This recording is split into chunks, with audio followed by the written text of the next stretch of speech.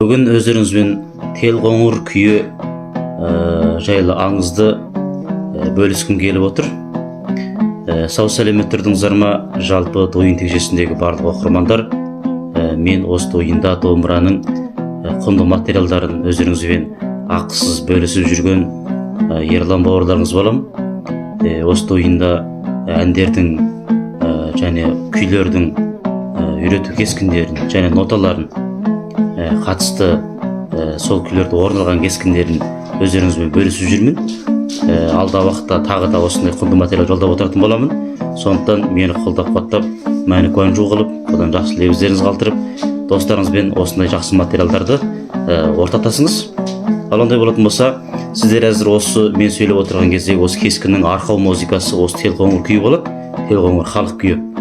Ал енді осы күйдің тарихы туралы айта кетпекшімін. Осы тарихты айтып болғаннан кейін осы кескіннің ең соңында осы күйдің қарапайым нотасы, яғни сан нота, одан кейін қалқарақ нотасы, яғни 5 сызықтан нотасын осы кескіннің ең соңына қойып қоямын. Содан көріп үйреніп алсаңыздар болады. Ал ондай болса, осы күйдің де үйретілу кескінін алдағы уақытта шығаратын боламын. Енді өздеріңізге осы күйдің тарихын дұрыс әрі анық жеткізу үшін қолымдағы мына материалға қарап оқып беруді жөн көріп отырмын. Келу тарихы былай екен. 300 жылқы олжалған Мөкей бастаған жортуышылар жолда олжаға бөліседі.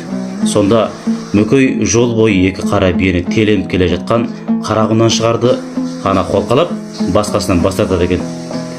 Бас аяғы тұтас біткен сымбатты құнан шығар қос енесінің беліне секіріп түсіп ойнақ салады.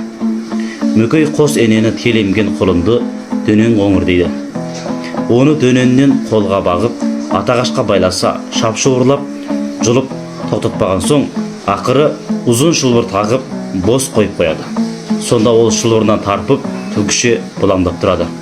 Телқоңыр қуса құсқа жететін, қашса шағын көрсетпейтін, айта қалсын ат болады. 2 жылдан кейін екі енесі Меккенде қашып кетеді.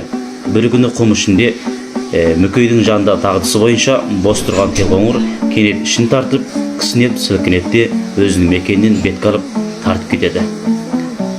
Ақыры аттан салып, төңіректегі елді жиып, Телқоңырды қуғызғанмен жеткізбейді. Өкініш ішін өртеген Мөкей шерін домбырамен тарқатып, сол кезде Телқоңыр күйін шығарады екен. Осы күйдің келу тарихы күй аңызы кітабынан алынған.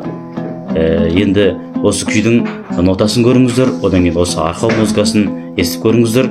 Қызықсаңыздар, алдағы уақытта осы күйдің үйретілу кескінін шығарамын. Сол кезде қарап үйреніп алыңыздар. Өзі ерекше қарапайым әрі оңай күй. Келесі кездескенше сау сәлемет болыңыздар.